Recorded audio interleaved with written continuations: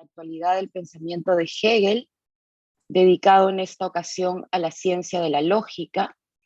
Como directora del Centro de Estudios Filosóficos, me da mucha alegría participar de esta inauguración de un evento en el que intervienen no solo especialistas extranjeros, sino también varios de nuestros estudiantes que ahora están o haciendo el doctorado con nosotros o en el extranjero, o que ya son profesores universitarios.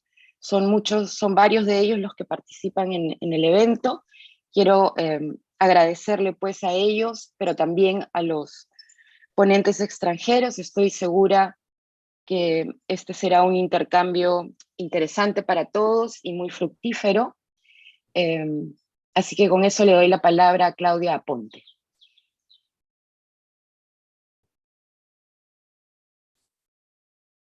Buenos días. Me siento honrada de representar a los miembros del Grupo Hegel, en particular a mis compañeros Yosimar Castilla y Maverick Díaz. Quisiera agradecer el apoyo de nuestro coordinador, el doctor Miguel Justi, y el respaldo del Centro de Estudios Filosóficos de la Pontificia Universidad Católica del Perú. Quisiera compartir con ustedes que este evento se gestó en el taller de lectura de la ciencia de la lógica, que iniciamos algunos de los miembros del Grupo Hegel en marzo del 2021, durante el segundo año de la pandemia. Tuvimos más de 30 sesiones dedicadas a la lectura del primer libro. Algunas de ellas contaron con la presencia de especialistas invitados: Pedro Sepúlveda, Ángelo Narváez, Miguel Herzenbaum, Rafael Aragüez y Josu Zabaleta, a quienes estamos muy agradecidos por su tiempo y generosidad. Algunos de ellos nos acompañarán a lo largo de estas 2 jornadas dedicadas a debatir el sentido de la cuestión planteada en el título de nuestro seminario. Esperamos que estas reflexiones resulten estimulantes para los debates filosóficos contemporáneos. Bienvenidos. Cedo la palabra al doctor Miguel Justi.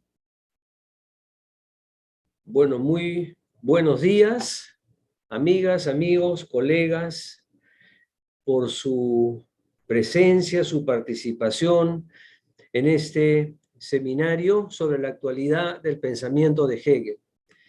El seminario ha sido organizado por un grupo de investigación de la Universidad Católica, un grupo de investigación que lleva precisamente ese nombre, Grupo de Investigación sobre la Actualidad del Pensamiento de Hegel, o en su denominación breve, el Grupo Hegel de la PUC, de la Universidad Católica del Perú.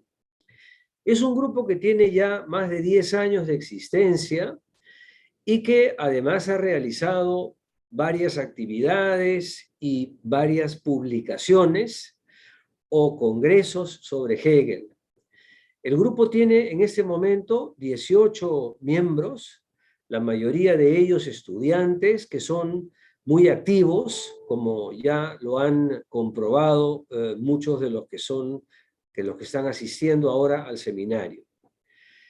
Este mismo grupo tiene a su cargo la coordinación en el Perú de la realización del próximo tercer Congreso Germano-Latinoamericano sobre la filosofía de Hegel, el Congreso de Filoret, un congreso que debió haberse realizado en el año 2020, pero que por motivos conocidos de la pandemia se tuvo que postergar y finalmente se realizará este año del 31 de octubre al 4 de noviembre en el Perú, en las ciudades de Lima y Cusco. Y el Grupo Hegel de la Universidad Católica está involucrado directamente en la organización del Congreso. Ya están circulando, como sabrán, los call for papers, las convocatorias de ponencias para este Congreso, que tratará sobre el tema el Círculo de las Ciencias o Hegel y las Ciencias, porque se ha organizado en conmemoración de los 250 años del nacimiento del filósofo. Así que están todos invitados a participar en este congreso. El seminario que estamos ahora realizando es un seminario que el Grupo Hegel ha decidido llevar a cabo como un primer seminario, pero que tendrá de ahora en adelante una frecuencia anual.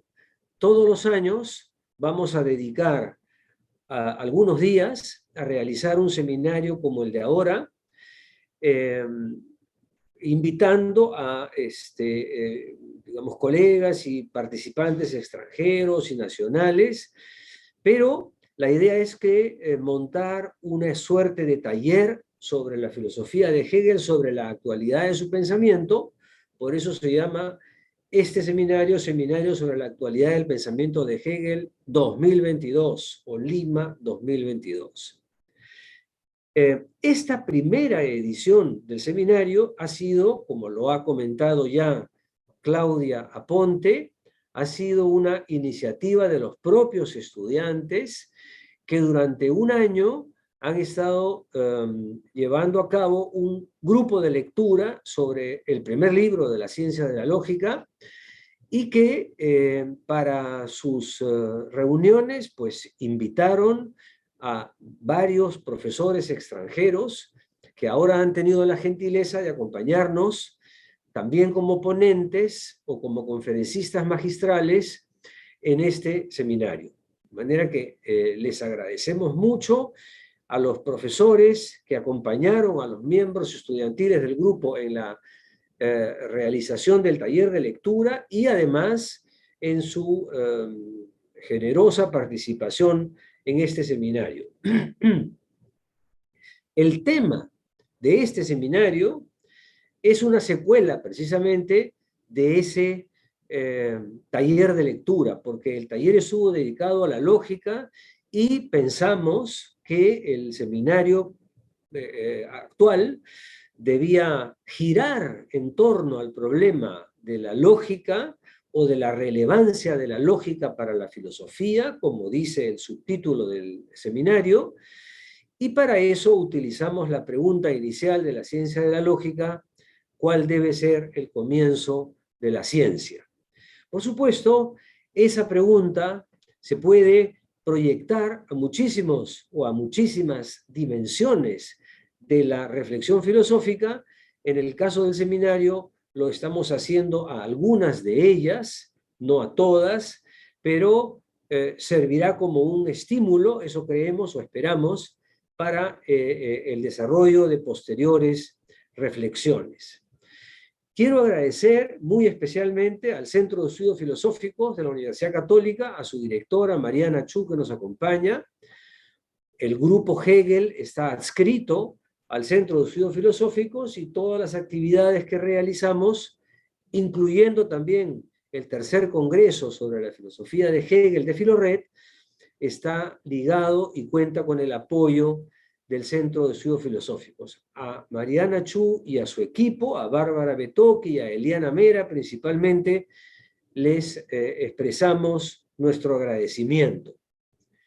Quisiera también hacer un comentario ya finalizando sobre la imagen con la cual hemos difundido el seminario sobre la lógica de Hegel. Habrán visto que es una imagen de una construcción arquitectónica de la cultura inca en el Perú. Es lo que se llama, o se ha denominado, el Laboratorio Climático de Moray. Es una construcción circular de andenes que se remonta, como digo, a la época de los incas y que fue construida en su momento con el propósito explícito de experimentar los efectos de la diversidad del clima sobre las plantas, cosa que hicieron los incas simulando allí temperaturas y nichos ecológicos diferentes. Es decir, esa construcción circular alberga diferentes tipos de climas, de temperaturas y de situaciones ecológicas. Es una forma especial, pero no muy lejana, de la idea que tuvo Hegel de imaginar una lógica de la realidad y además, por supuesto, tiene una potente simbología intercultural. Esa es la razón por la cual utilizamos esa imagen en el afiche y en el programa del seminario. Y agradezco, por supuesto, a Gisela Scheuch, la diseñadora gráfica, que ha logrado componer un diseño tan bello de ilustración del seminario. Solo me queda desear que tengamos un intercambio fructífero, una experiencia de aprendizaje, siguiendo las huellas y la inspiración de un filósofo que nos exige siempre comprender nuestra época en pensamientos. Agradezco pues a los miembros del grupo Hegel, agradezco a los conferencistas y a los ponentes de este seminario y también a todas y todos los asistentes por su participación en estas sesiones. Muchas gracias y que tengamos una buena discusión.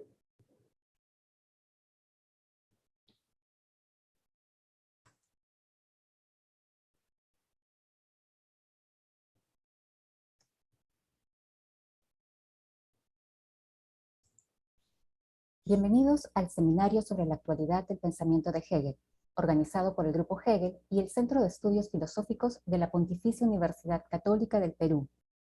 Hoy tenemos el gusto de presentar la primera mesa de ponencias titulada En el comienzo era la acción, sobre la lógica de la filosofía del derecho, a cargo de los ponentes Julio Marchena, Rodrigo Marull y Tobías Wieland.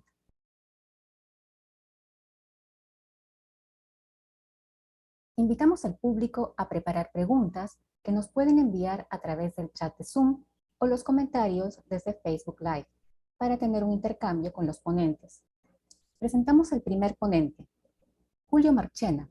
Es doctorando de filosofía con una beca para la culminación de su tesis en la Fernuniversität en Hagen, Alemania, en el marco del convenio de doble doctorado entre la PUC y Filoret, magíster en filosofía por la Pontificia Universidad Católica del Perú, miembro del grupo Hegel. Sus temas de interés son la filosofía de Hegel y el idealismo alemán, la filosofía práctica y la estética. El título de su ponencia es ¿Hay lógica en la ironía? La crítica hegeliana a la noción de ironía en la filosofía del derecho. Bienvenido, Julio Marchena. Muchas gracias, Claudia. Voy a compartir pantalla.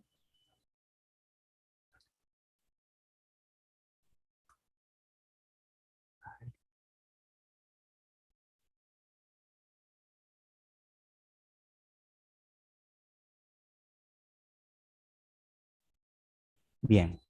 El título de mi ponencia, como ya se anunció, es ¿Hay lógica en la ironía? La crítica hegeliana a la noción de ironía en la filosofía del derecho.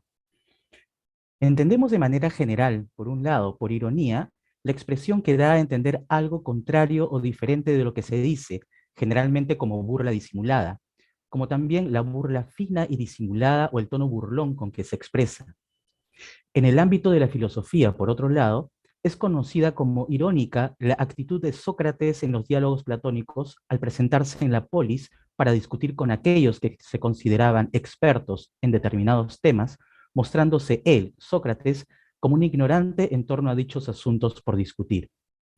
Este disimular que se sabe algo o fingir que se ignora algo, según su definición etimológica, permitía poner en evidencia la ignorancia o el desconocimiento de sus interlocutores que no lograban definir claramente aquello que supuestamente sabían en el ejercicio dialéctico de preguntas y respuestas tan celebrado por la tradición filosófica. Søren Kierkegaard señalará, por su parte, algo más interesante sobre el concepto de ironía socrático. Así como la filosofía comienza con la duda, la vida digna de ser llamada humana comienza con la ironía.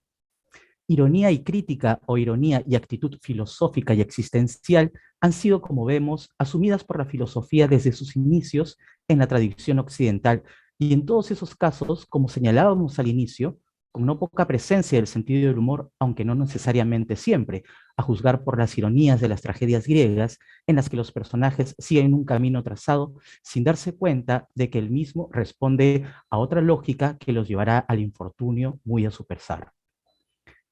Hegel, sin embargo, encontró en la ironía de su tiempo un problema complejo que abordó desde diversas perspectivas. Habría que señalar primero que la ironía que critica es la ironía del romanticismo de fines del siglo XVIII. Dentro de lo que se llama romanticismo, aparecen muchos autores con posiciones estéticas, filosóficas y políticas diversas, pero que se inscriben en un momento muy convulsionado a nivel político y espiritual de la modernidad, en el que junto con la crítica a la racionalidad de la Ilustración, eran testigos de la promesa de libertad de la Revolución Francesa y de su posterior perversión con el terror. Según Rüdiger Safransky, habría que entender a la escuela romántica como un movimiento cultural claramente localizado en un tiempo y espacio determinados, frente a lo romántico, que vendría a ser una actitud del espíritu que puede rastrearse, según este historiador alemán, hasta en las manifestaciones juveniles de mayo de 1968. El espíritu crítico, juvenil, muchas veces arrogante, lúdico y revolucionario, si no en el ámbito de la política, sí en el ámbito espiritual o de las ideas, serían elementos esenciales de aquello que llamamos lo romántico. Ese carácter lúdico y provocador del romanticismo se expresa muchas veces con el uso retórico de la ironía. En la fenomenología del espíritu de Hegel, que como sabemos es la exposición de la experiencia de la conciencia a través de las múltiples figuras que va adoptando en su progresivo desarrollo epistemológico y existencial, desde la certeza sensible hasta el saber absoluto, aparece la ironía en el contexto de la crítica hegeliana a la figura romántica del alma bella, expresión de la autoconciencia que por temor a comprometerse en la acción concreta, decide replegarse en la propia subjetividad moral y así salvar la pureza de una praxis esteticista que niega cualquier contenido objetivo y responsabilidad ética. La ironía aquí se da en la pretensión del agente moral de no reconocer como acción su decisión de no tomar partido en el mundo ético como una decisión concreta. El alma bella pretende en la inacción librarse de cualquier responsabilidad ética y solo se limita a juzgar. Esta actitud la llevará a la confrontación con la conciencia actuante, que derivará en una dolorosa dialéctica con la que culminará la sección espíritu en la fenomenología.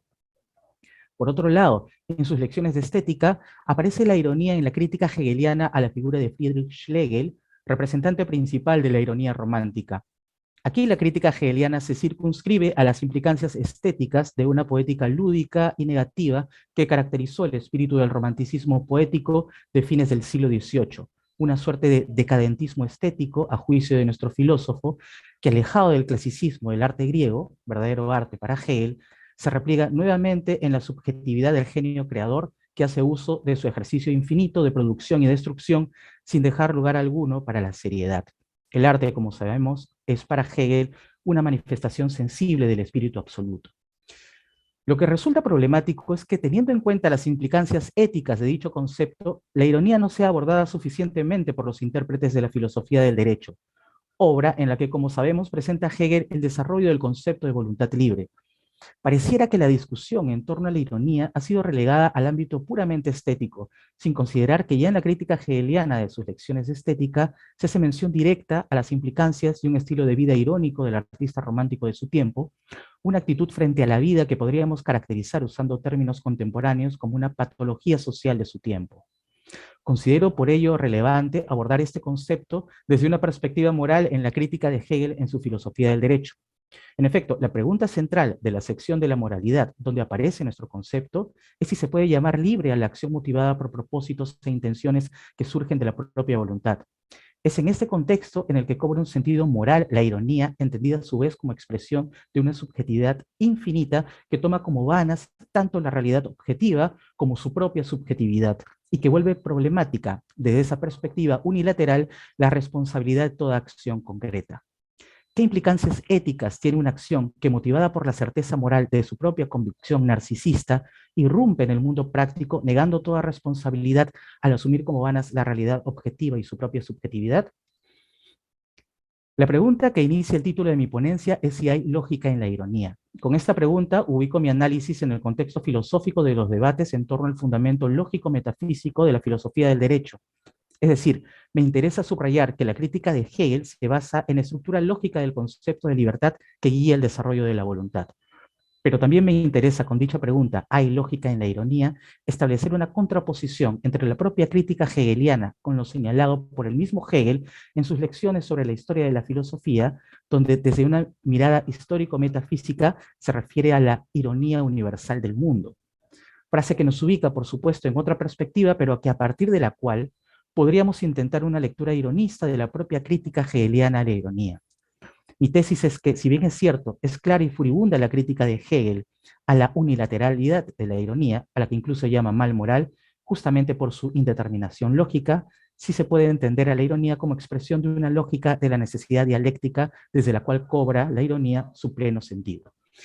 Desarrollaré entonces en dos momentos estas tareas. Primero, analizaré algunos pasajes relevantes de la crítica hegeliana a la ironía en el parágrafo 140 de la Filosofía del Derecho, y finalmente intentaré justificar mi respuesta en torno a la lógica de la acción irónica desde una perspectiva más global del sistema hegeliano.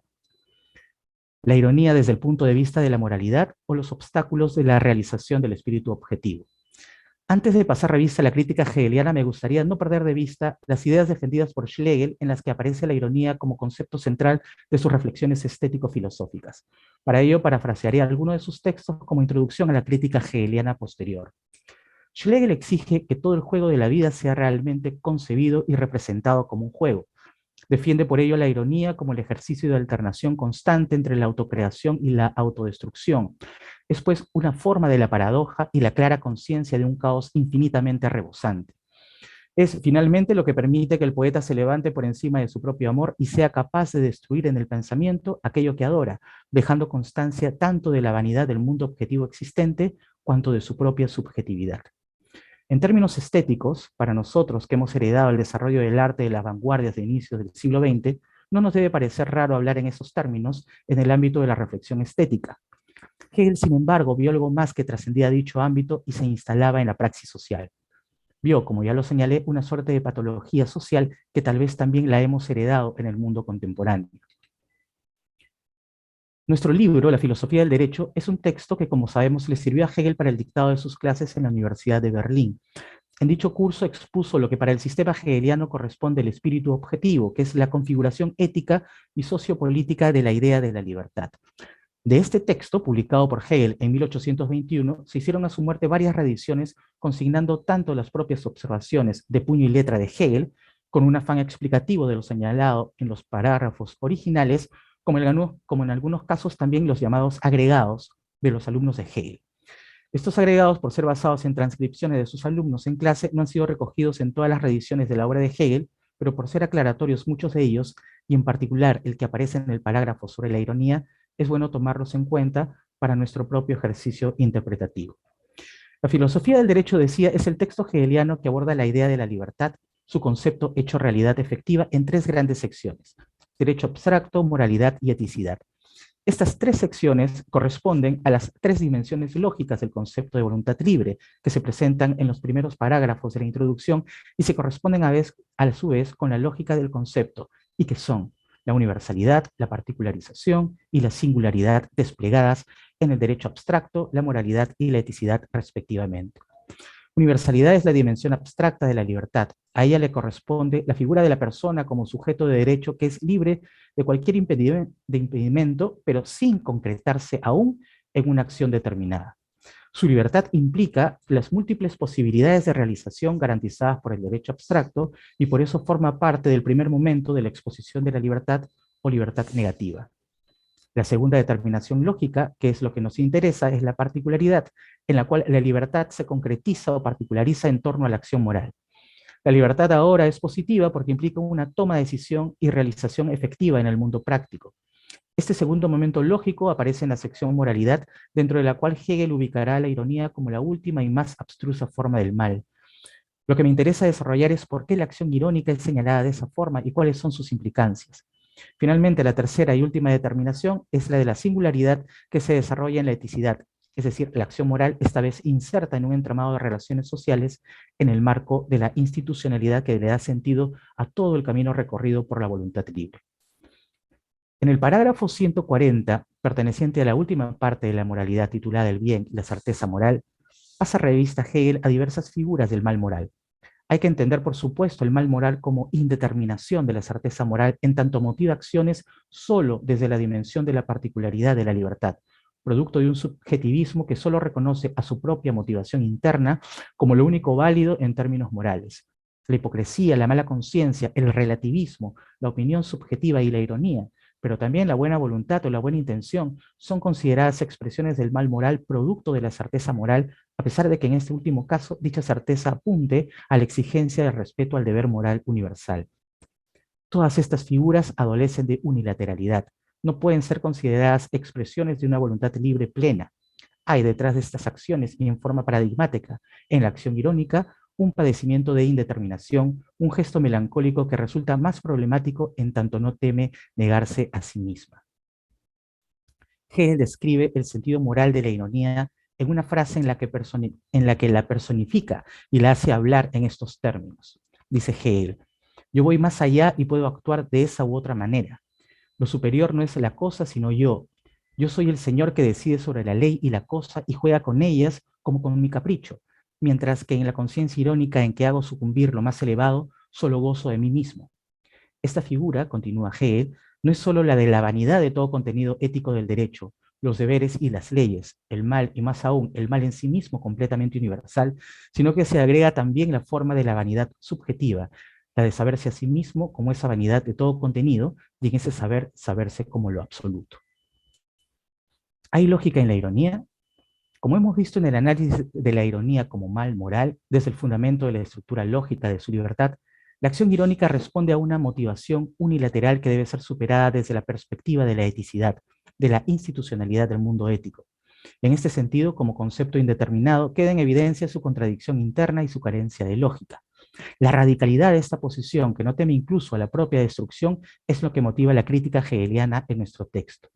Sin embargo, quisiera rescatar el hecho de que en toda la crítica hegeliana se presupone una perspectiva final como criterio normativo. Esto quiere decir que la ironía cumple un papel en el proceso lógico de constitución de la libertad. En ese sentido, si bien es cierto, puede manifestarse como una actitud cínica que descree de todo compromiso ético, también puede significar, en tanto motivación de la autonomía moral, en una actitud crítica frente a todo factor limitante, ya sea social, político o cultural. Sostengo, pues, que en esa dinámica entre la expresión de la libertad irónica y la adecuación en marcos institucionales de la eticidad se puede llevar a buen término esa dialéctica que solo desde la perspectiva de la moralidad puede ser pernicioso. Junto con esta idea, me parece muy sugerente la frase que Hegel presenta en sus lecciones sobre la historia de la filosofía, de la que toma nota Rosario Casas en su análisis de la crítica a la ironía, según la cual, y cito a Hegel, toda dialéctica hace valer aquello que debe valer como si fuese válido. Deja que la destrucción interna se desarrolle en ello, la ironía universal del mundo. Desde esta perspectiva histórico-metafísica, la lógica de la historia le otorga a la ironía un lugar necesario junto con su necesaria superación en un devenir que a manera de la ironía de las tragedias griegas, sigue un camino del que la humanidad no logra necesariamente tomar conciencia. Esta perspectiva reafirma mi lectura ironista de la crítica hegeliana a la ironía. Aquí estamos en medio de un problema central de la filosofía de la historia hegeliana.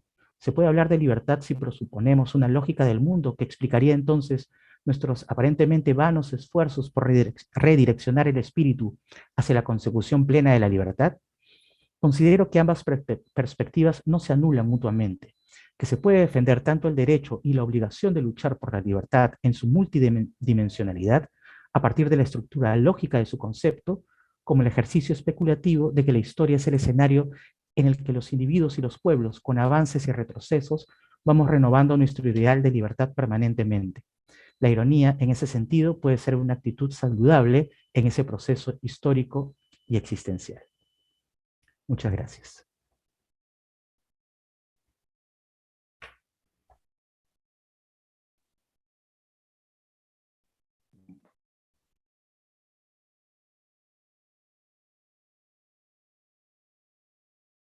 Muchas gracias, Julio Marchena. Recordamos al público que nos acompaña en la sala Zoom que puede elaborar sus preguntas y dejarlas en el chat. También a las personas que nos siguen a través de Facebook Live pueden dejar sus preguntas en los comentarios. A continuación, presentamos al segundo ponente, Rodrigo Marull es trabajador académico en la Cátedra de Filosofía Práctica y Filosofía Social en la Universidad Humboldt de Berlín, donde realiza actualmente su doctorado en el marco del grupo de investigación 2638, Normatividad, Crítica, Cambio, coordinado por la Universidad Libre de Berlín. Es magíster en Filosofía por la Pontificia Universidad Católica del Perú y licenciado en Filosofía por la Universidad Antonio Ruiz de Montoya. Es miembro del Grupo de Investigación sobre Teoría Crítica y del Grupo Hegel, ambos de la PUC, y de la Red Iberoamericana Foucault. El título de su ponencia es De la ley de la lógica a la lógica de la ley, delito, injusticia y resistencia en la filosofía del derecho. Bienvenido, Rodrigo Marull. Muchas gracias, Claudia. ¿Se me escucha bien? Sí, Ok, muy bien. perfecto. Voy a compartir pantalla y trataré de no pasarme con el tiempo. A ver, empiezo entonces. En la última década, la recepción del pensamiento social y político de Hegel en el debate contemporáneo sobre teoría crítica ha estado marcada por la figura de Axel Honneth y en particular por su obra El derecho de la libertad, la cual constituye un intento de reactualización de la filosofía del derecho de Hegel. Como es sabido, Honneth se propone efectuar una reconstrucción a la Hegel de las sociedades modernas occidentales con la finalidad de hacer explícitos los potenciales normativos de sus principales instituciones. Independientemente de sus posibles falencias o idiosincrasia, la contribución de Honneth es llamativa porque, entre otras cosas, ofrece una lectura de Hegel que subraya la necesidad de una realización social de la libertad del individuo, al punto de pretender esbozar desde ahí incluso la idea de una vida ética democrática. Sin duda, el enfoque de Honneth contrasta con la imagen conservadora e incluso autoritaria de Hegel, que durante gran parte del siglo XX imperó en el marco de la teoría crítica. No obstante, es curioso notar que las acusaciones de conservadurismo que aún hoy pululan alrededor de la filosofía de Hegel han sido también reactualizadas en relación a Honneth. En efecto, Robin Selicates enfatiza que la obra temprana de Honneth, La lucha por el reconocimiento, comprende al reconocimiento como una relación social que tiende hacia la reconciliación, de modo que la dimensión necesariamente conflictiva y permanentemente inestable de las relaciones de reconocimiento es dejada de lado, o en una palabra, la lucha misma es dejada de lado. Esta marginalización del conflicto y de las luchas sociales parece encontrarse también en el derecho de la libertad. Desde la perspectiva más centrada en las instituciones que Honneth sostiene, el poder y la lucha aparecen ahora como fenómenos externos y temporales en lugar de ser aspectos constitutivos de las relaciones de reconocimiento, porque lo que es realmente decisivo en la historia de la libertad que Honneth reconstruye son los logros institucionales de las democracias liberales modernas, y no los esfuerzos colectivos de los movimientos sociales que de hecho impulsaron tales transformaciones históricas. Así pues, el criticismo en contra de Honneth suele esgrimir que su enfoque es demasiado reformista o incluso conservador, ya que éste lleva a cabo un problemático giro de las luchas a las instituciones. Y de esta manera, la posibilidad de conceptualizar transformaciones sociales radicales, cuanto menos, se difumina. Bajo la sombra de Hegel, la filosofía de Honneth habría de conducir a una justificación de los logros normativos institucionalizados del statu quo. En esta presentación quisiera retornar sobre Hegel con la finalidad de evaluar hasta qué punto la filosofía del derecho ofrece, o no, elementos teóricos para repensar efectivamente la crítica y el cambio social, más bien desde el punto de vista de la transgresión, del conflicto y de la desobediencia ante la ley. Se trata entonces de un intento por rescatar aspectos esenciales del pensamiento social y político de Hegel, que por su parte el enfoque institucionalista de Honneth pareciera dejar de lado.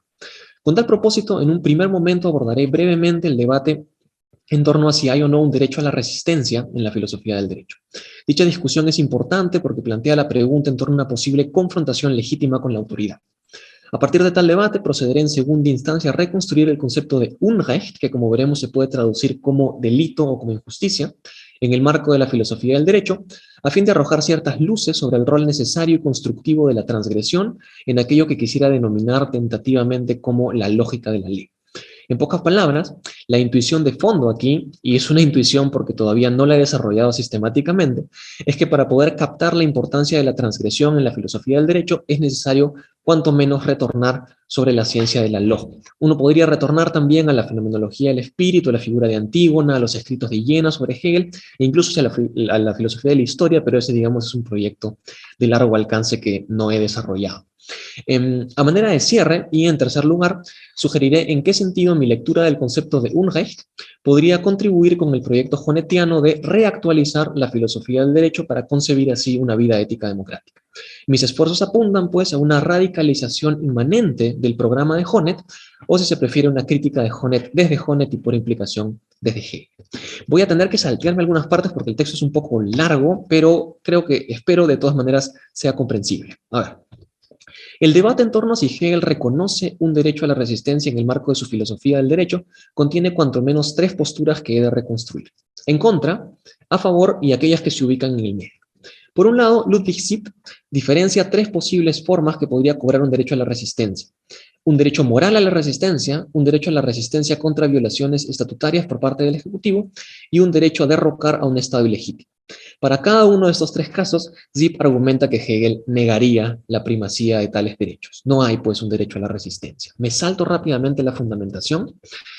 Sipp analiza un último caso que merece atención, esto es el de un derecho de necesidad. Dicho tema pasa a primer plano, sobre todo cuando Hegel discute el problema de la pobreza en la sección moralidad. Ahí está claro que un individuo necesitado tendrá derecho a violar la propiedad privada para sobrevivir, por ejemplo, al robar comida, porque de lo contrario su muerte sería una pérdida total de derechos. Aunque estas consideraciones adquieren un giro social cuando Hegel discute el fenómeno de la plebe, Pöbel, dentro de la sociedad civil, Sipp afirma que este tipo de derecho colectivo de necesidad no es suficiente para fundamentar un derecho a la resistencia por necesidad ni un derecho a derrocar al Estado.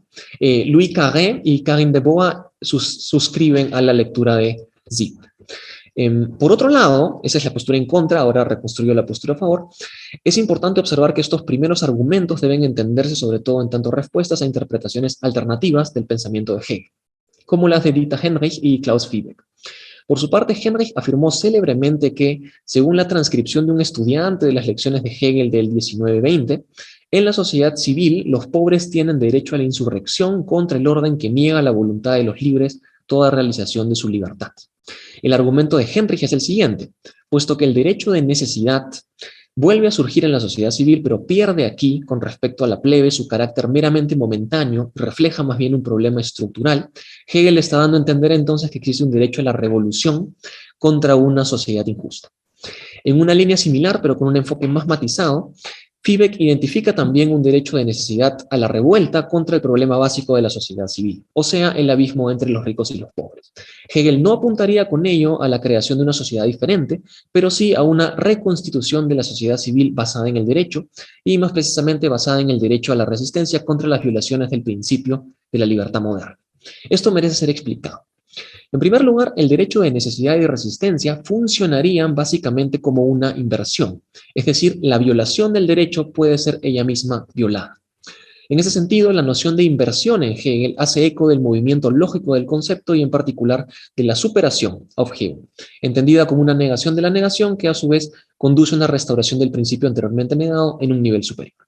En este punto es destacable el vínculo que Fiebeck establece con la idea kantiana de una segunda coerción legítima. Frente a una primera coerción causada por un delito, Unrecht, que impone heteronomía, el uso de la fuerza como segunda coerción representa una defensa justificada de la libertad que coincide con el derecho.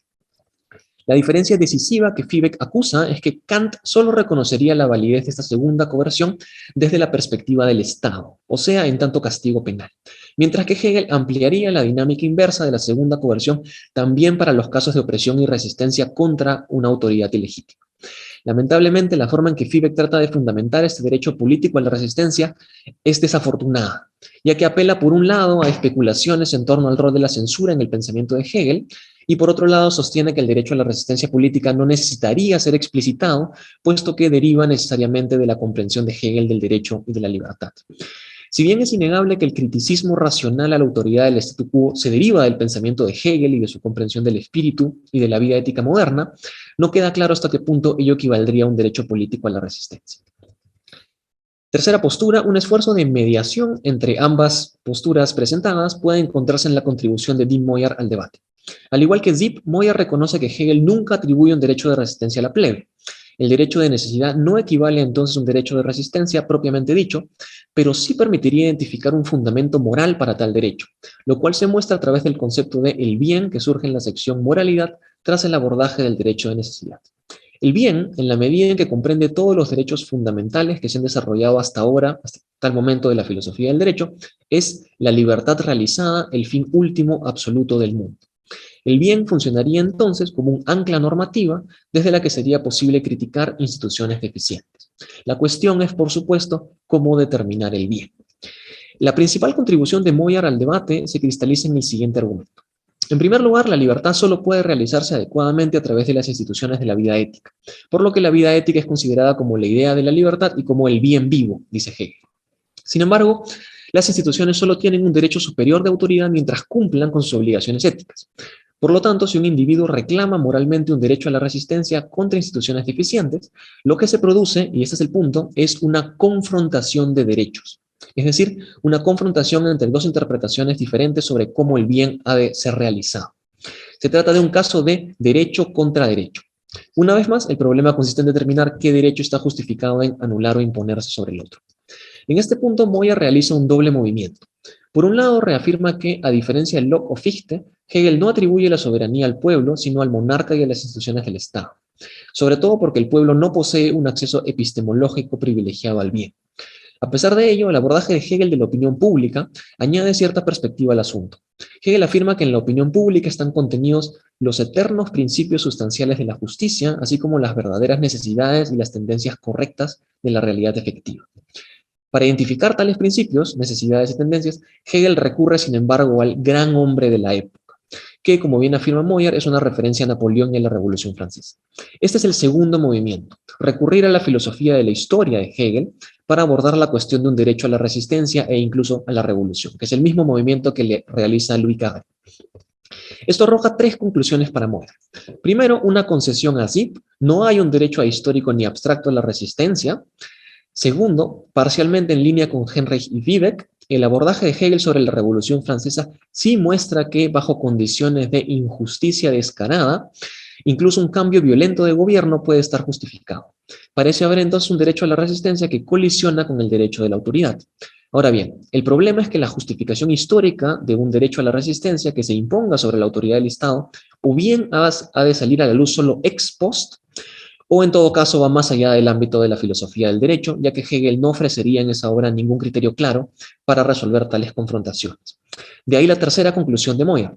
Dado que Hegel considera las apelaciones a la supuesta autoridad del pueblo soberano no institucionalizado como un engaño peligroso y no como una garantía de derechos, su obra prioriza la capacidad del sistema de la vida ética para resolver tales confrontaciones de derechos. La garantía de la libertad no se encontraría, pues, en las luchas que se oponen a la autoridad, sino en las instituciones que concilian, normalizan o integran tales luchas. Parte número 2. Moyar argumentaré que la filosofía del derecho sí esboza criterios normativos para evaluar hasta cierto punto las confrontaciones de derechos entre la ciudadanía y el Estado, pero de manera negativa. Es decir, no tanto, no solamente en la forma de una confrontación de derecho contra derecho, la cual ha de resolverse institucionalmente en el sistema de la vida ética, sino más bien a partir de la dinámica que se gestaría entre un Unrecht ilegítimo y un Unrecht legítimo. Mediante un análisis del abordaje hegeliano de la transgresión, quisiera enfatizar entonces el rol necesariamente constructivo y constitutivo que la transgresión, o, dicho en términos políticos, que la desobediencia, ha de desempeñar en el sistema de la vida ética, en la realización del concepto de derecho y más precisamente en aquello que quisiera denominar de nuevo, de manera tentativa, como la lógica de la ley. Para ello es necesario ante todo reconstruir el concepto de Unrecht. Unrecht, como he dicho, es un término de difícil traducción ya que significa al mismo tiempo delito e injusticia. Las traducciones varían. Si bien ambas determinaciones están entrelazadas en el mismo concepto, vale la pena tener en cuenta su distinción analítica. En tanto delito, Unrecht es todo aquello que viola la ley existente o el derecho abstracto, esto es, el derecho positivo. En tanto injusticia, Unrecht remite más bien a lo que es injusto, es decir, a lo que bloquea la realización de la libertad y en tal sentido viola aquello que Hegel denomina como derecho universal o derecho en tanto derecho. Ahora bien, quisiera mostrar que Hegel desarrolla el concepto de Unrecht de manera sistemática y de manera no sistemática. El abordaje sistemático se encuentra obviamente en la última parte del derecho abstracto. Ante todo, Hegel empieza caracterizando como Unrecht a aquello que ocurre cuando la voluntad particular va en contra de lo que es el derecho en sí mismo. O en otras palabras, cuando una persona niega la existencia del derecho abstracto, sobre todo en relación a la propiedad y a los contratos. Se trata básicamente de un delito y Hegel identifica tres formas en las que este puede tener lugar. La primera son los delitos sin dolo, inintencionados o de buena fe, los cuales suelen llevar a disputas sobre derechos de propiedad u obligaciones contractuales. En tanto, la persona que comete este tipo de delito apela a un fundamento legal y preserva un reconocimiento del derecho como universal y decisivo, no se trataría propiamente de una injusticia, es una confrontación de pretensiones jurídicas. La segunda forma, más bien, es el engaño o fraude, donde lo crucial es que una persona brinda una falsa apariencia de derecho para aprovecharse de otra. Si bien para llevar a cabo un engaño es necesario reconocer de manera formal al otro en tanto persona jurídica, el hecho de que el engaño viole el derecho universal justifica su castigo penal, puesto que se trataría ahora sí de una injusticia. Por último, la tercera forma de delito es el crimen, donde una persona viola la ley conscientemente y sin mantener siquiera una falsa apariencia de derecho. Puesto que en este caso se viola tanto el lado objetivo como el lado objetivo del derecho, Hegel denomina el crimen como un Recht propio, eigentlich Unrecht, el cual niega el derecho en tanto derecho. Me interesa explorar a continuación dos elementos de la teoría del castigo de Hegel, el problema de la coerción legítima y la posibilidad de injusticias cometidas por el Estado. En primer lugar, es interesante notar que el concepto de Unrecht, en tanto negación del derecho, adquiere un carácter necesariamente constructivo e incluso constitutivo a través del castigo, porque el castigo sería la negación de la negación. En efecto, Hegel sostiene que solo a través de la negación de su negación, el derecho puede restablecerse como algo reforzado, o en otras palabras, solo a través del proceso mediador de la negación del Unrecht es que el derecho se determina a sí mismo como algo efectivo y válido, porque se mantiene en su ser otro y deja de ser algo meramente inmediato o en sí mismo. A través del castigo justo se logra entonces la verdadera reconciliación del derecho consigo mismo. Así pues, la restitución del derecho se conceptualiza en términos de castigo y más precisamente de una segunda coerción que necesaria y legítimamente supera la primera coerción causada por el delito, ya que, este es el punto, pertenece al concepto de coerción que la coerción sea superada por la coerción. Tal es un primer acercamiento a lo que quisiera denominar como la lógica de la ley. Desde esta perspectiva dialéctica hay a todas luces un potencial normativo en el concepto de Unrecht y su necesaria superación, lo que me parece que hace eco con la ponencia de Julio que acaba de presentar. Ahora bien, en algunas de sus lecciones, como la del 21-22 o 22 y 23, Hegel distingue la coerción de la violencia. En pocas palabras, violencia es cualquier determinación ajena, dice Hegel, que se impone físicamente sobre la existencia externa de la voluntad. Es un concepto bien amplio. La coerción, en cambio, tiene lugar cuando la violencia no se ejerce directamente, sino que se le da a la otra persona la posibilidad de determinar su voluntad de manera ajena. Y por supuesto, habrá violencia si ésta se rehúsa a cooperar. La coerción presupone, pues, la libertad de la voluntad e incluso reconoce al otro como un agente racional, podría decirse. De ahí que Hegel sostenga que solo puede ser coaccionado quien quiere dejarse coaccionar. La distinción es obviamente polémica porque, entre otras cosas, el crimen no tiene que necesariamente tomar la forma de una primera coerción. El crimen puede ejercerse y muchas veces se ejerce como pura violencia. Sin embargo, la estructura normativa del castigo tendría que corresponder con la forma de una segunda coerción para que éste sea legítimo. Esa es un poco mi tesis. Es decir, incluso los criminales deben ser reconocidos como agentes racionales libres que merecen la oportunidad de cooperar con la ley y con el derecho universal bajo la advertencia de que, caso contrario, habrá violencia. La coerción y la segunda coerción en particular involucran, pues, un esfuerzo comunicativo. Es cierto que en la realidad la ley funciona muchas veces como violencia física, pero es crucial notar que para Hegel, que la violencia y la tiranía puedan ser un elemento del derecho positivo es contingente a él y no concierne a su naturaleza. El tema que nos concierne es si Hegel ofrece o no elementos para pensar el carácter legítimo, necesariamente constructivo y constitutivo de la segunda coerción de la violencia y por tanto del concepto de Unrecht, más allá del marco institucional de la ley y del Estado. Abordar este interrogante requiere primero considerar en qué medida el Estado puede cometer injusticias y ello a su vez solicita reconstruir el modo no sistemático en que Hegel desarrolla el concepto de Unrecht. Me salto esta parte, pero la tesis, digamos, es que Hegel sí admite la posibilidad de que el Estado cometa injusticia. La pregunta sería más bien, ¿qué tipo específico de Unrecht cometería el Estado? A pesar de no abordarlo ni sistemática ni explícitamente, Hegel ofrece una figura parecida para tematizar este problema, a saber, el engaño-fraude, que, como bien he dicho, consiste básicamente en dar una falsa apariencia de derecho para lograr así un acuerdo que beneficie injustamente a quien engaña. Cuando el acto es cometido tan solo por una voluntad particular, se trata de un delito. No obstante, cuando el acto se lleva a cabo mediante políticas, leyes o decisiones judiciales opresivas, entonces se trataría de un engaño o fraude institucional. Es decir, una injusticia que conserva la falsa apariencia de derecho expresándose en la forma positiva de la ley e incorporando así el elemento de la coerción y la violencia.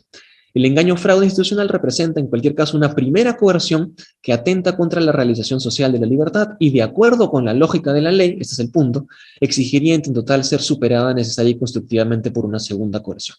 En principio, Hegel le atribuiría esta tarea obviamente al Estado, pero ¿qué hacer cuando el Estado mismo es quien perpetúa tales injusticias en lugar de superarlas? ¿Qué hacer contra la injusticia estatal?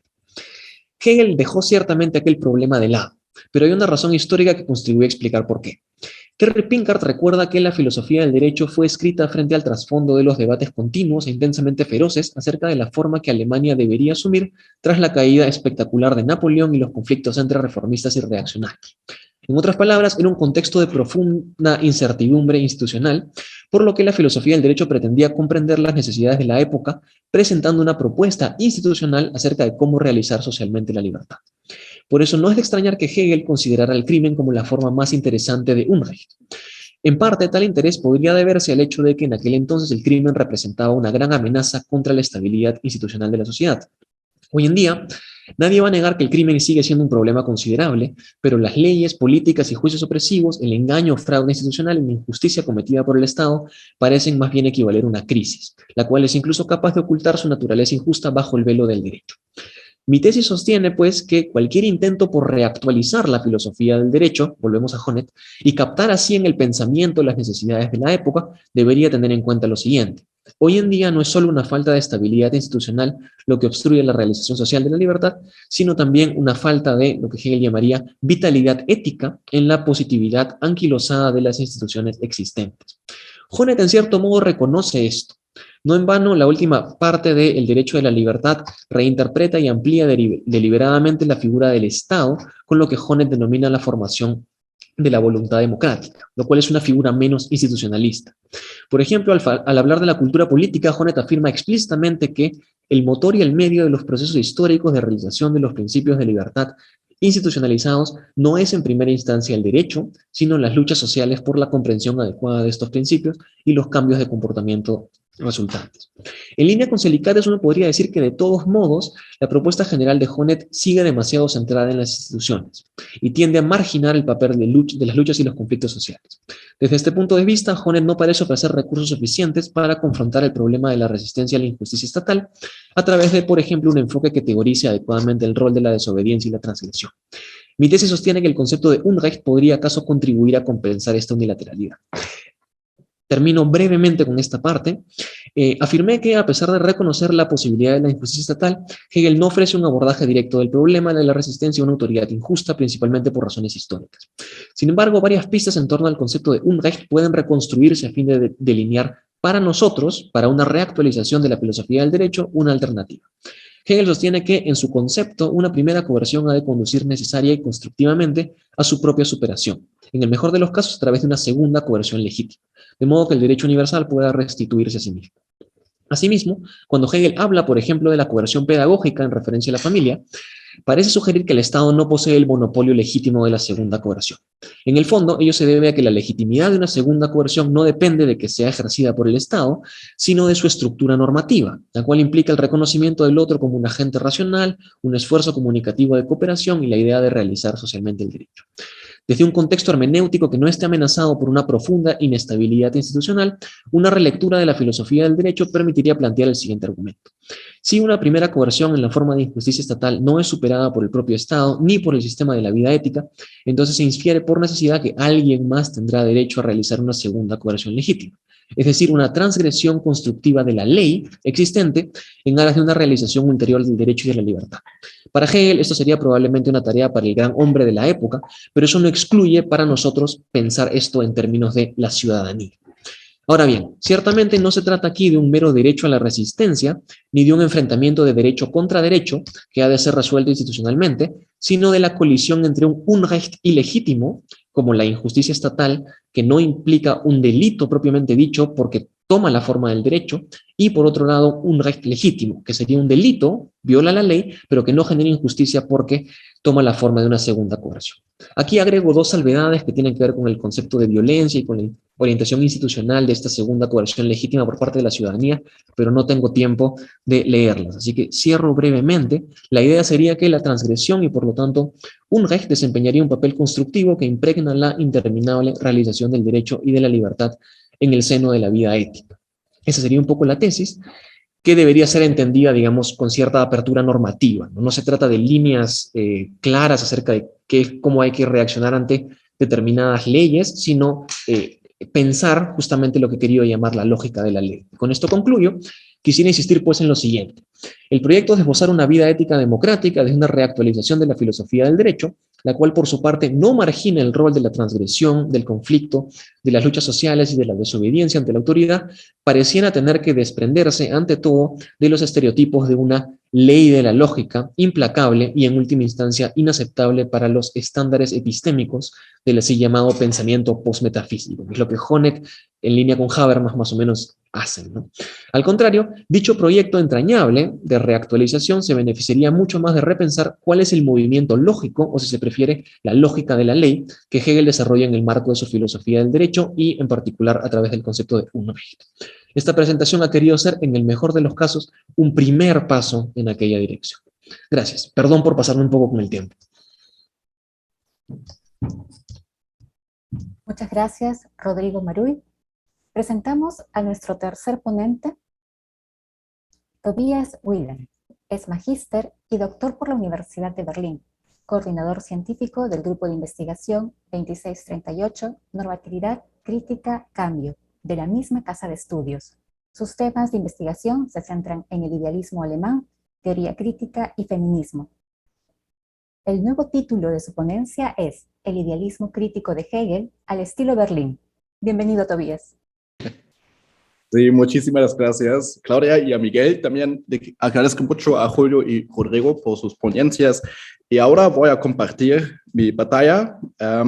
Y mientras lo hago, les quiero decir que sí se pueden hacer sus preguntas en inglés, español, pero la charla en sí, la ponencia, será en inglés. Se me hace más fácil. A ver, ¿cómo es? Ahí está.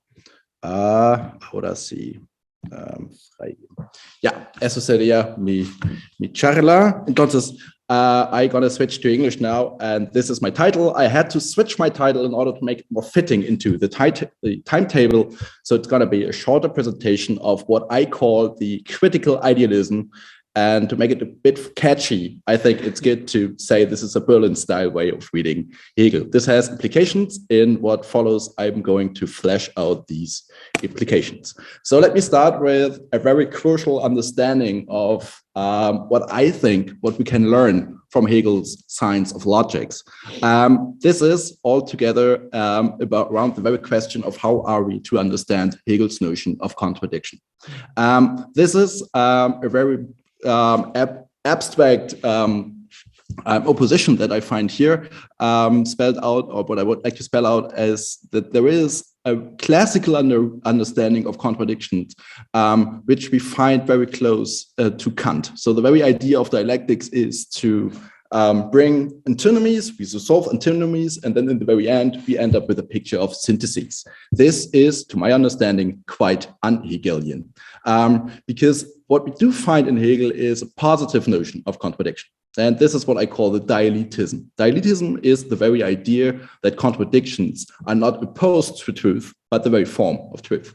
So this has lots of implications in terms of how to interpret Hegel. And I see a lot of what I might call here Kantification, the Hegel. So many of prominent readers of Hegel, they do not do justice to what I see in the Science of Logic at stake. And this is to say that Hegel's method we can spell out by means of the immanent critique. So what Hegel does also, not only in the phenomenology of spirit, but also in the Science of Logics, is to be understood as immanent critique. And this is very different to elitistic understandings of contradictions. This is the major core, or this is the core of my interpretive approach to Hegel, and this is the very idea of answering that question of what can we learn from Hegel's science of logic when it comes to critical theory of social life. I have here a quotation from one of the most prominent Kantianificators of Hegel, so to speak, which is Axel Honneth. So here we have that quote where he says, and I think it was Rodrigo who already mentioned that book, it is Des Lucha de Reconocimiento, where he says that social structures of domination in general what they form here is a pathology of recognition relations. So this is the very idea of pathologia socialis. And I think this is at the core of what then comes to be known as the therapeutic analysis of relational pathologies in Axel Honneth. So the very idea is that we have contradictions and they have a certain form, which is to say a lack of the capacity to recognize another. And so my question is, and this is the conceptual form of the pathology. So what I'm trying to spell out in the following is to give an alternative account of pathologia socialis. So this is the very idea, because if the contradiction does not constitute a wrongness, so to speak, what then is the logical form of contradiction? And what are the material implications of an understanding, which I would call then dialectic understanding of social critique? Oops, sorry.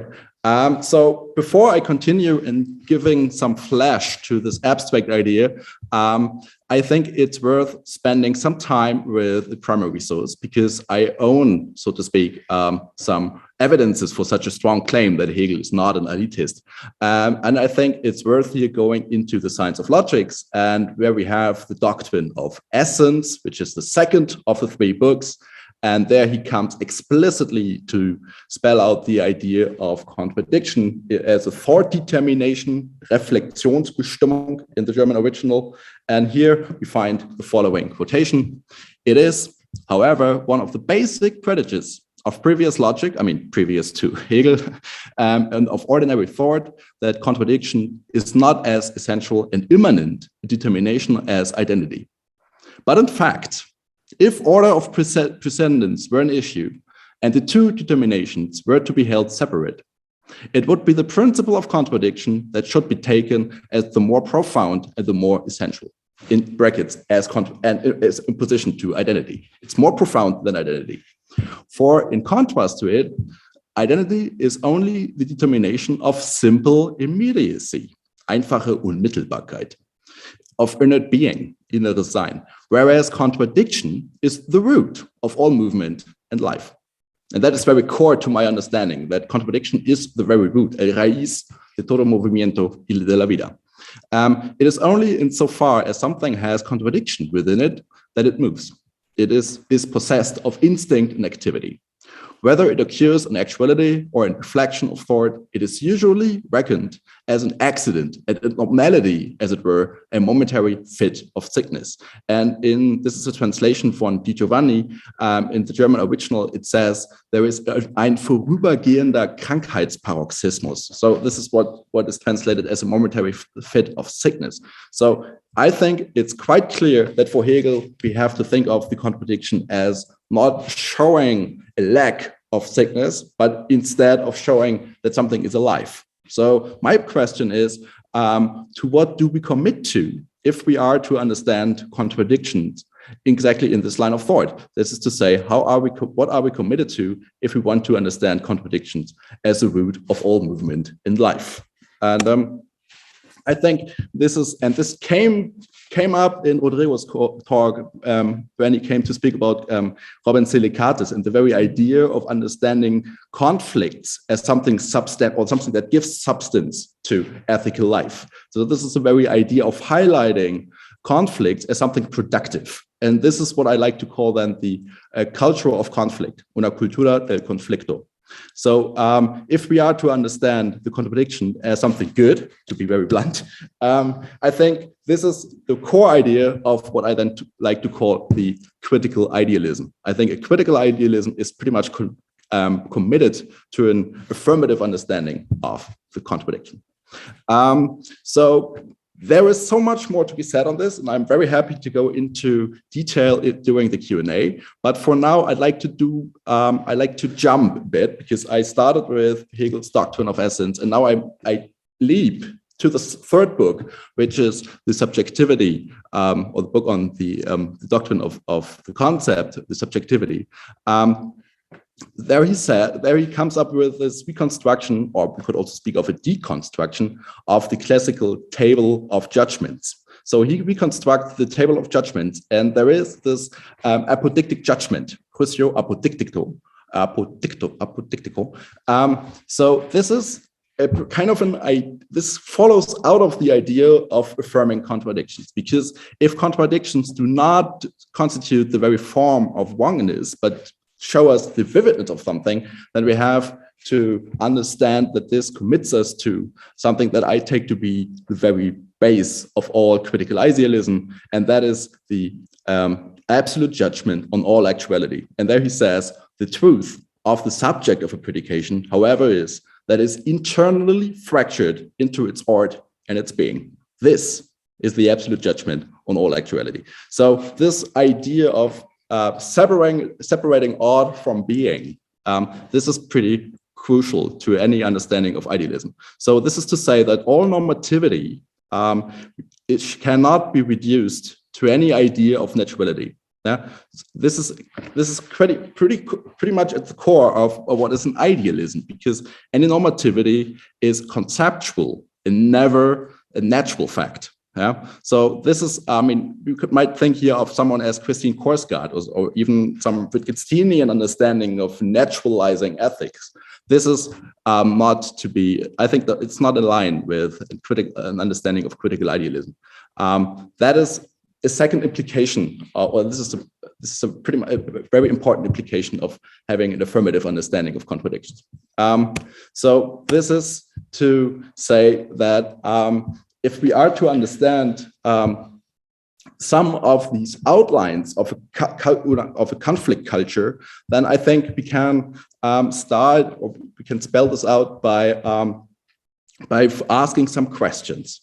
And this brings me now to the very end of the Science of Logic, where he kind of spells out the idea of the absolute idea of absolute knowledge in phenomenological terms. And there he says, we can understand this by saying that Hegel's notion of the concrete universality, la totalidad concreta, as opposed to the abstract universality, we could translate this as the very idea of pluralism. So this came already up in Julio's talk, where he came to speak in the very end of his talk on the multidimensional, the multidimensionalidad of freedom. So the very idea that there are many forms of actualizing ethical life, I think this is at the very core of Hegel's ethical understanding of the eticidad, but we can also see this in logical terms, because the understanding of abstract universality as opposed to concrete universality gives rise to an understanding of the totalidad as something which is constituted by the diversity of its forms. And I think this is helpful if we bring this to more mundane questions, so to speak, which brings us then to the question of the Hegel's philosophy of the history of the world. Because if we are to take this serious, that the very idea of totality cannot be abstract in the sense of an homogeneous, equal idea of sameness or identity, but identity which is constituted in its relation to its other. I mean, this is what we can learn if we would go into deeper analysis of the thought determinations. And I do own this here. I skipped this analysis because in order to save some time, but I think it's quite clear that this is Hegel's major point there, that identity is always to be thought of in relation to its other. Mere identity is just inert, and that is what makes abstract. So concrete identity is always in relation to its other, and the forms of this relating to its other, that is what gives substance to subjectivity. If we have this as a starting point, what can we learn then when it comes to a critical theory of world history? And I think it's rather convincing, or it's a Hegel affirmative reading that the plurality of forms of being is something we can use to spell out the idea of logic of social pathologies. Because I do think that we have to analyze the social problems of as a lack of an understanding of the interdependence of all being. So all being, there is no being as such. Every being is in its relation to its other. So there is this crucial, or there is a fundamental understanding of the interdependence of identity. And if we have this as an ontological idea, then we can understand something as indifference as what we can as the logical form of the social pathologies. So, and not making case to the fundamental ontological embeddedness, that is what constitutes social pathologies. I mean, this is my thesis, and this is what I think it's to behold against someone as Axel Honneth. It's not contradiction, but indifference that is the logical form of social pathologies. So if we have this background, then we can ask questions on representation, because I think this lies at the very core of a critical theory of world history. So who is in the position to speak for the universality or for the totalidad? I mean, this is a very core question. And I do think it is quite an Hegelian question in terms of that we see him dealing with these questions from the very beginning. That's why I have this quotation here from Hegel's Phenomenology of Spirit. So the very idea that there is in nosotros, a we, that is constituted by the yo, by the ego, by the, que es el yo, y al revés, el yo que es nosotros. So we have here a dialectical understanding of universality. So it's not opposed, but it must be spelled out in terms of a dialectical interdependence. So the question here is then, who has the right to speak in the name of the totality? And I think the answer to this might be that everyone and no one. So there is no stable position that allows us to say, I'm in this position, so I can therefore speak for the totality. But it's still, and this is an implication, but still there is a need to speak for the totality. So we could not end up with a particularian picture, because the idea of norms are always more than just the particular understanding of how to act. Norms always have an idea of how shall be acted. So there is a certain claim to universality. So I think in order to do justice to this idea of normativity as being something that is that we all have an authorship in normativity, this is what I try to say by this idea here of cada una y ninguno. So it's everyone and no one. So authorship is something that we shall share. And I think this constitutes quite a fundamental tension. So because the idea of being bound to our individual experiences, or the subjectivity, is something we have to do justice to. But at the same time, we have this question of the right of the minorities to speak for themselves. So we are bound to our subjectivity. So we can only speak for ourselves, so to speak. But the very question, and I quote here from this canonical text by Spivak, but the question now is, can the subalternate speak? So how can we assure that the marginalized positions can enter the discourse? And I think this comes clear when we have this idea of a plurality in mind. So how are we to make sure that the we is not spelled out by means of the majority, but is able to integrate its own differences and do justice to its own difference? This is the question that is quite crucial to critical idealism. I mean, we can debate here lots of issues in Hegel. I'm not saying that Hegel himself had a clear-cut idea of how to make the subalternate speak, right? And when it comes to gender, when it comes to the Eurocentrism in him, there is so much to be criticized, and there is so much quite problematic assumption in Hegel that I do think we have to critically, or we have to engage in criticism as Hegelians in order to do justice to Hegelianism. But the idea of why shall we do this is a logical one, to my understanding, because of his understanding of concrete universality. If there isn't a universality, then it's concrete. And what makes it concrete?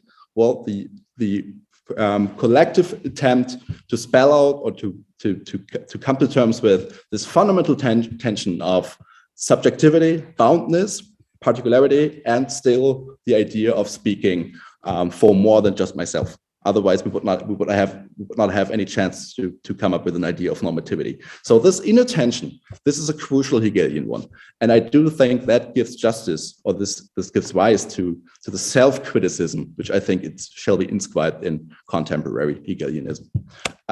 So this, having said all this, and this is my last slide.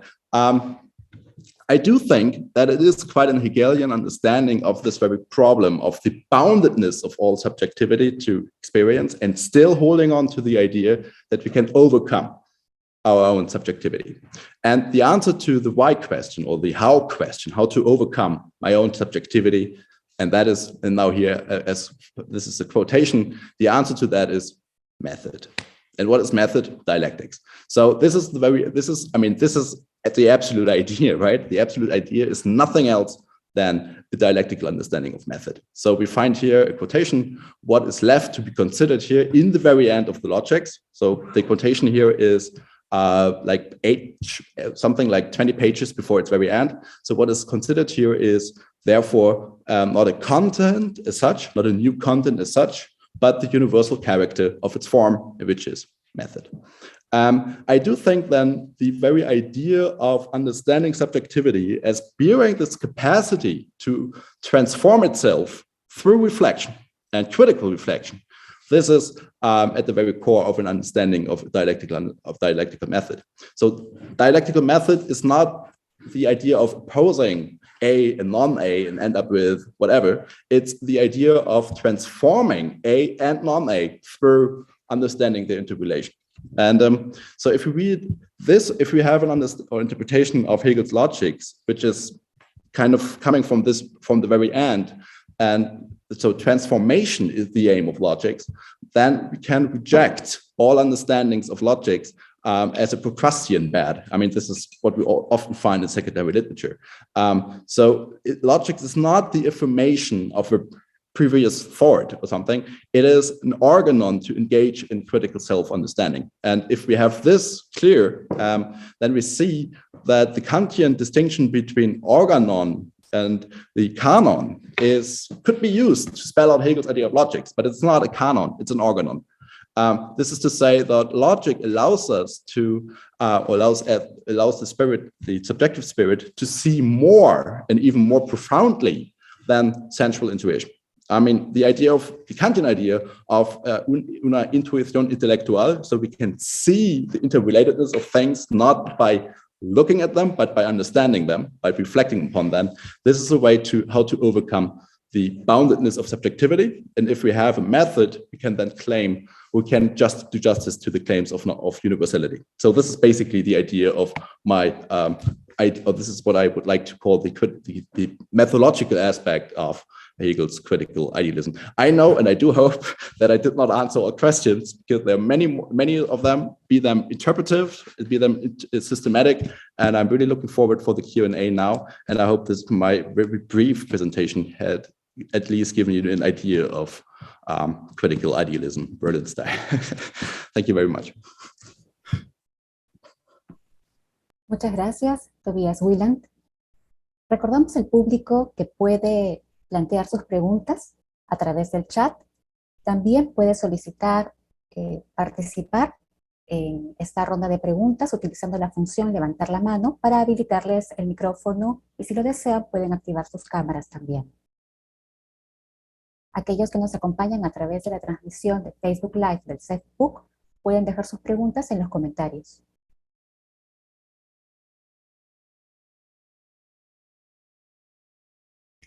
Miquela Borniñón, por favor, habilitamos su micro. Hi everyone. Adelante. I have a couple of questions. Thanks so much for the talk. I have a question for Julio and a question for Tobias. And first of all, Julio, thank you so much for your stimulating talk. I have a couple of points. If I got you right, you talk about an ironic critique of irony. But at the beginning of your talk, you also underlined the relationship between the category of irony and the category of particularity. So I was wondering whether speaking of an ironic critique of irony makes us run the risk of leaving the Hegelian critique taken in the category of particularity. And then I also have a quick comment.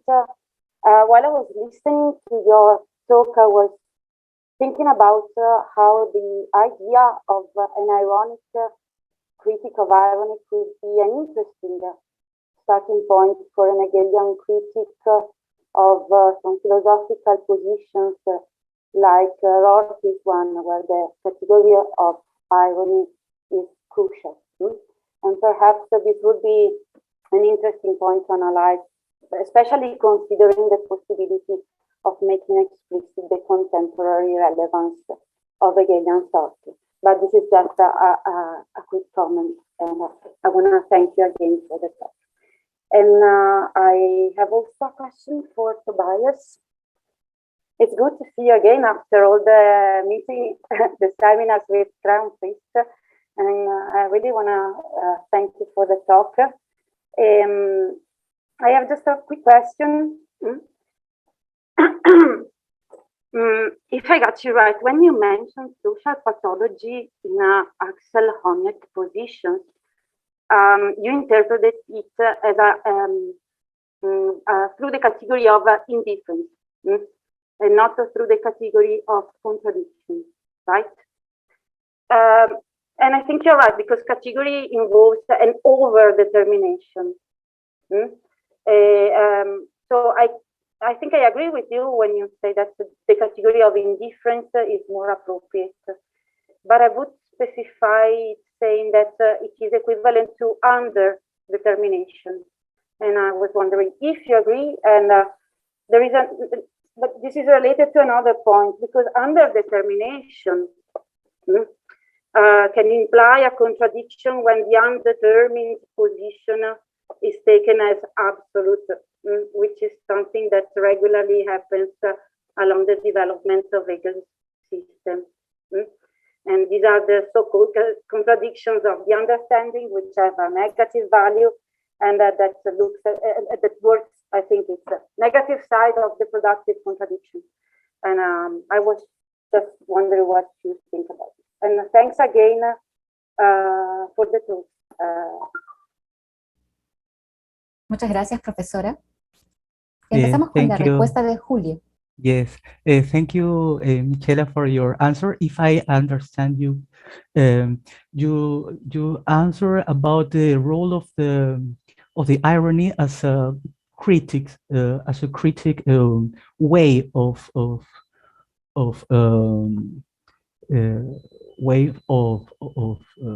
problematize. I mean the reality or the institutions. Is that your point? Because let me, if you agree with me, let me continue talking in Spanish. It's better for me. But I want to make, be sure if it's that your point, the point of your answer. What is the role of the irony as a critic method against the institutions or the Sittlichkeit, for example? Am I okay? Okay, if it's si es así, claro, yo comencé haciendo mención al origen de la ironía, ¿no? Al origen de la ironía en la Grecia clásica, y ya cuando problematicé la noción de ironía desde la perspectiva de Hegel, encontré que la base de la crítica hegeliana a la ironía se encontraba en la estructura lógica que la hacía a ella, a la acción irónica indeterminada. Sin embargo, si consideramos que la estructura lógica como criterio normativo, o a pesar de que esa estructura lógica como criterio normativo señala la ironía como algo negativo, Hegel mismo le concede un lugar importante, ya que, como bien sabemos, no la niega del todo, sino que la asume, ¿no? La mantiene, Aufhebung, para, digamos, ubicarla en un ámbito de la institucionalidad. Y es ahí en donde yo encontraba el espacio ideal en el que la ironía pueda ser crítica, enmarcada dentro de las estructuras sociales. De esa forma, se superaría una visión subjetivista de la ironía, una acción puramente individualista, del puro capricho, producto de la motivación, de la certeza moral, y se insertaría en una suerte de institucionalidad. Es ahí donde encuentro yo el carácter crítico y que de alguna manera es una lectura también inmanente del ejercicio irónico que se lleva a cabo en el momento de la moralidad. Porque si no, no tendría sentido luego, dentro de la lógica hegeliana, mantener a la ironía en un ámbito posterior como el de la eticidad. Ah, esa sería mi respuesta, Miquela. No sé si ha estado suficiente para ti. ¿Ok? Gracias, Julio. Ahora la segunda respuesta del profesor Tobias Wieland. Muchas gracias, Michaela, for that very interesting question. And I'm glad to see you again. Hopefully we find a time to physically engage in the future. But your question about, I totally feel understood by your question. I do want to understand social pathologies by coming back to logical forms, but not to contradictions, but to indifference. So with that question you make me about the logical category of underdetermination. I mean, this brings me in a position to maybe reflect upon the Hegelian notion of ground, because it's true that this passage that we have there, the essence of the doctrine of essence, ends up with the ground. And this is what normally is to be taken as the evidence for saying Hegel is an elitist, because it ends up with ground. But if we then have a look on what he actually says on the ground, we see that the only thing that is sure, so to speak, of all things is that all determination is the negation of determination. So there is no given essence. There is no given Urgrund, as we have it in German. There is no way of final essence as to say then that the actuality would just nothing be as the unfolding of this primordial essence. Everything that there is capable of negating its essence, and that is the very Grund. And if we have this in background, then we see that something as a lack of determination or underdetermination cannot be the essence. I mean, I do think that in the end of the day, essence in Hegel is replaced by a notion of openness, the openness to undergo change. This is in this very specificity of all items that we have to think of. I mean, spirit-minded agents, they have they are open in a different way than objects. So there is lots to be said on this, right? I mean, the entire objectivity chapter in the last book of the Logics is helpful here. But the idea of understanding or replacing essence as a given by the idea of openness, this is then it's helpful here. And then we have an idea of what might constitute a social pathology. If we are in a social framework which does not do justice to this capacity of undergo change, then we have a reason, a normative criteria to name the wrongness of these capacity. But it's not a lack of determinatedness, it's a lack of undeterminatedness, so to speak. So it's a kind of a shift in perspective. That would be my quick answer to this very interesting question. It's a helpful question. Thank you a lot for that. Muchas gracias. Tenemos tiempo para una pregunta adicional.